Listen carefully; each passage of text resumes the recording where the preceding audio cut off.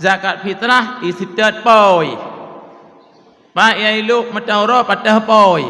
Walaupun gampung direlut, tanya di Bandar Aceh, ideh Moraya, ideh lu mataura, idehlah wajib zakat fitrah.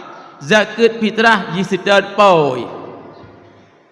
Kan tidak tempat. Maka umat Islam yang sering kejadian gebuh zakat fitrah 27 Ramadan ka gebuh zakat fitrah. Nyo mentah hukum harus dalam tak wajib. Le gebuh zakat fitrah gejak Bandar Aceh, gejak Medan, Pak Moraya Medan, Pak Moraya Bandar Aceh, Pak Ilung Taroi Bandar Aceh. Berarti wajib menunaikan kembali zakat fitrahnya karena terbenam matahari dia di Bandar Aceh. Zakat fitrah adalah isitat poji, ke isitat tempat. Takluk zakat fitrah katakanlah terbenam matahari.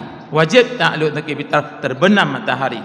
Di akhirnya Ramadan menjelang 1 Syawal. Adapun pada hari pertama Ramadan, kasah tabuh tapi hukumnya harus, mantang jecok pula.